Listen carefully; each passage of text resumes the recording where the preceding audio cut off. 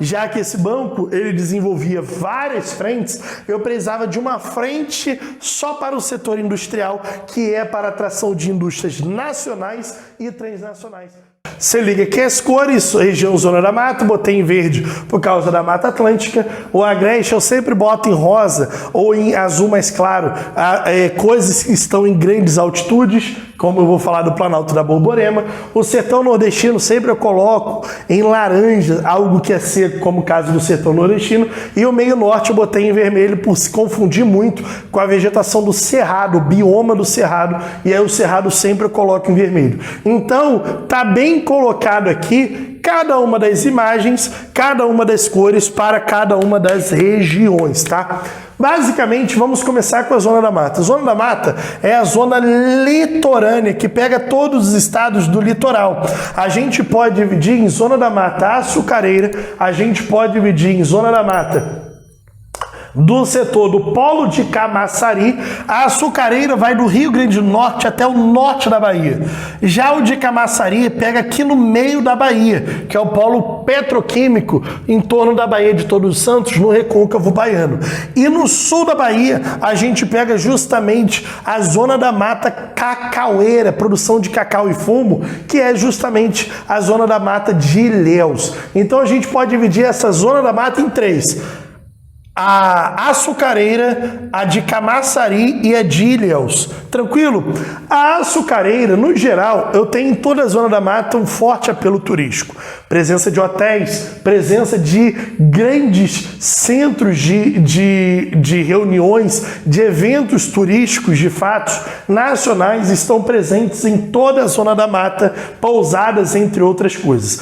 Porém, nessa parte, ela também se configura pela forte produção de cana-de-açúcar. Sim, forte produção de cana-de-açúcar, colocando uma estrutura agrária ainda extremamente concentrada em presenças de latifúndios e extremamente monocultora. E, porém, entretanto, todavia, novos investimentos têm sido feitos nessa região, gerando aumento da produtividade. Uma mecanização começa já a surgir nesse intuito, além também da criação do chamado IAA em 1933. Devido a uma seca que atingiu a região, os pequenos agricultores iriam à falência. Para isso foi criado um Instituto de Apoio ao Açúcar, justamente para ajudar a proteger os pequenos agricultores da produção justamente dessa região. Se liga aqui.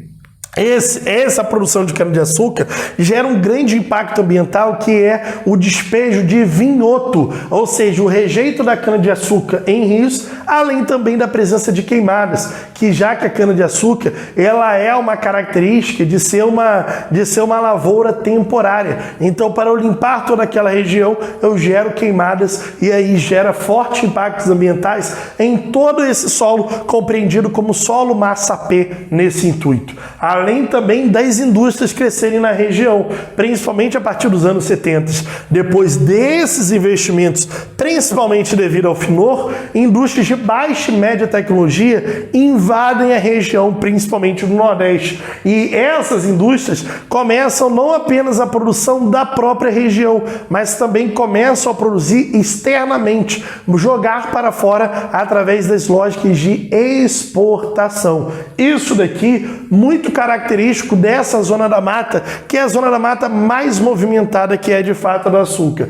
Já a do Polo de Camaçari, que pega aqui a região do recôncavo baiano, em torno de Baía de Todos os Santos e Salvador, naquela região, eu tenho justamente o polo petroquímico, já que eu tenho retirada também de petróleo naquela região, principalmente indústrias farmacêuticas, indústrias de petróleo, indústrias químicas, indústrias de plásticos, até automobilísticas são verificadas nessa região. Como eu disse, o maior complexo industrial no Nordeste se configura nesse espaço. Além do mais, em torno a Ilhéus, eu tenho a produção de cacau e fumo. Ou seja, no sul, basicamente, dessa Zona da Mata, eu tenho produção de cacau, grandes produtores de cacau, que na década de 80 sofreram com um grande avanço de uma praga chamada vassoura de bruxa. Essa praga inundou todas essas plantações, baixando a nossa produção e produtividade,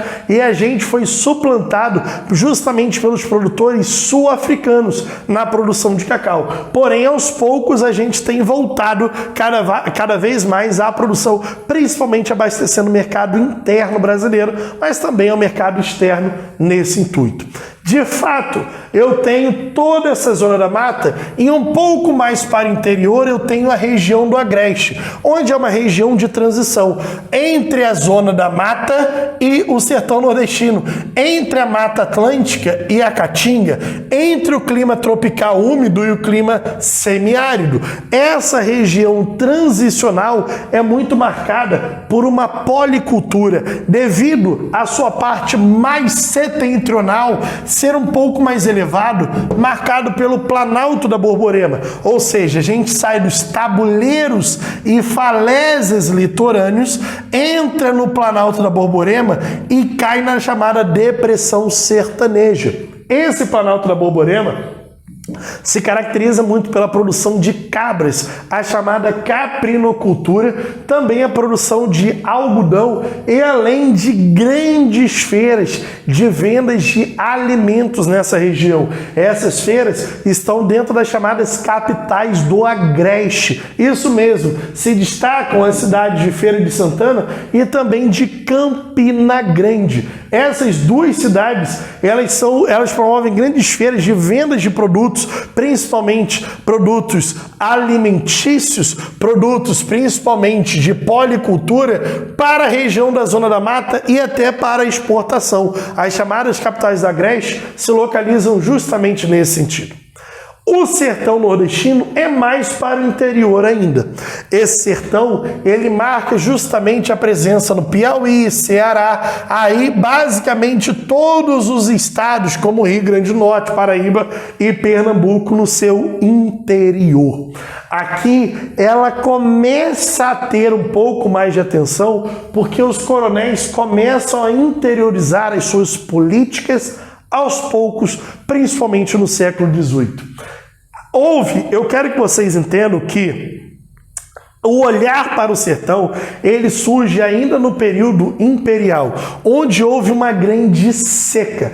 Essa grande seca que houve no sertão nordestino foi em 1877 a 1879. O que acontece? Houve uma grande seca, onde 2 anos ininterruptos não caiu uma gota de água. Nesse momento, houve a morte de 500 mil nordestinos. Quero voltar um pouco vocês ao pensamento. Menos de uma década antes, houve uma guerra chamada Guerra do Paraguai, onde o Brasil se junta com a Tríplice Aliança e justamente entra no embate contra o Paraguai. Eu quero que vocês entendam que, da mesma forma onde houve mortos no Paraguai, onde o Brasil entra no Paraguai e promove um desastre, o próprio Brasil matou seus brasileiros por causa de sede. O Brasil, para a América do Sul, se tornou uma grande chacota, porque como um país entra numa guerra, se ele não consegue fazer os seus próprios sobreviverem e mata seus próprios de sede. Ou seja, o Brasil, que entrava numa guerra por causa da Bacia da Prata e se orgulhava pelo domínio da Bacia Amazônica, esse mesmo Brasil que brigava justamente pela influência de águas na América do Sul, deixava pessoas morrer de água por falta de água no seu próprio território. A gente se tornou a chacota dentro da América do Sul. O nosso Dom Pedro II não aceitava muito bem se tornar a chacota, então ele chegou a falar que se ele venderia as joias da coroa para não deixar mais um nordestino morrer de sede dentro do cenário nacional. É a partir disso daí que os coronéis e essa elite sertaneja falam: você vai mandar dinheiro para cá para as pessoas morrerem menos de sede? Então a gente pode dizer que é a partir daí que começa a chamada indústria da seca. Essa indústria da seca, eu quero que vocês pensem que é uma indústria de fato. E ela atua pelo polígono das secas. Eu posso botar a imagem aí do chamado polígono das secas. Vem aqui para mim. A partir desse momento, começam a vir verbas federais e a indústria da seca, ela tem um produto, que é pessoas morrendo de sede. Quanto mais pessoas morrem de sede, mais verba vem para o setor federal e mais verba os coronéis conseguem ter acesso ao governo federal para privilegiar seus próprios currais. Nesse momento, por exemplo, ainda no período imperial, é construído um grande açude em Quixadá, no Ceará, justamente para acabar com essa lógica da seca. Se liga também que em 1909 é criado um instituto para combate à seca. Esse instituto, chamado IFOX, ele começa com a lógica de políticas hidráulicas, construção de barragem, açudes, poços. Mas aí eu quero que vocês entendam que esses coronéis começam a ter acesso a esse dinheiro e constroem barragens, açudes e poços em suas terras, a fim de valorizar as suas terras. Isso daí começa, essa política hidráulica, a ideia da indústria da seca. Por exemplo, no período de Vargas, é direcionado 4% de todos os recursos federais só para acabar com a seca no setor nordestino. Claro que isso tudo está sob controle dessas elites sertanejas aqui. Principalmente a elite sertaneja açucareira botam a mão inicialmente. Porém, entretanto, todavia, a elite cearense não aceita isso muito bem. Lança justamente o chamado DENOX, a ideia de acabar com o IFOX e trazer uma galera mais estudada. Como eu posso investir nas zonas da mata se a grande necessidade de investimento está no sertão nordestino, principalmente que abrange intensamente o Ceará. Então, a partir dessa lógica, o DENOX ele foi criado com bases mais científicas. Então, pessoas mais estudadas entraram para esse departamento justamente para poder mover a lógica da política hidráulica. Claro, sob influência das oligarquias cearenses, já que a sede é instalada em Fortaleza, Ceará. E aí ele aumenta o polígono das secas mais para o Ceará, valorizando as terras dos coronéis do Ceará. Claro que as elites baianas não aceitam isso muito bem, ou seja, já começa a analisar já começa a mostrar essa treta entre os influenciadores, coronéis e influenciadores dentro dessa região. Então a elite baiana cria o chamado CVSF, que seria uma comissão de valorização do São Francisco, onde era uma resposta das elites baianas para tentar melhorar também a Bahia e todos aqueles espaços na construção de estradas, escolas, entre outros fatores. Ou seja, o setor federal sempre vai estar empregando dinheiro a fim de valorizar essas elites aqui, valorizar as suas terras. Até que no governo militar é rompido esse processo com a criação do Codevasf, onde de fato é criado um grande polígono onde os investimentos federais tentavam tirar dessas elites sertanejas o controle sobre as obras que seriam feitas. Então, principalmente aproveitando o Vale do Rio São Francisco, eles iriam tirar essa água para os setores de irrigação. Muito da lógica da policultura irrigada ou da fruticultura irrigada sobre o Vale do Rio São Francisco cresce a partir desse momento, que em 2000 também vai abranger o rio Parnaíba. Então o Codevasf, ele cria através de lógicas de irrigação sobre o controle federal umas novas políticas justamente para a região do sertão nordestino. Isso daqui, o sertão nordestino, você tem que entender que é um processo que aí está literalmente na ordem cronológica. IFOX, DENOX, CVSF e depois a chamada Codevasf nesse sentido. Meio Norte, que é o finalzinho, o trampolim para a Amazônia, pegando Maranhão e oeste do Piauí, também uma região transicional entre o semiárido e o clima equatorial amazônico. Principalmente a chamada Mata dos Cocais se desenvolve dentro dessa região. Essa mata justamente de Babaçu e Carnaúba que se desenvolve em um histórico extremamente extrativista, tá? Com as quebradeiras do coco de Babaçu e um aumento fortíssimo da agricultura dessa região nos últimos anos, principalmente na região de Matopiba, né? Matopiba, Maranhão, Tocantins, Piauí e Bahia, onde a soja tem abrangido esse meio norte, tem ocupado áreas do meio norte, destruindo justamente grandes reservas das quebradeiras de Babaçu, ou seja, hoje há uma forte expansão da soja nesse sentido. Aqui estão as 4 sub-regiões nordestinas com as características principais que vocês precisam entender e identificar.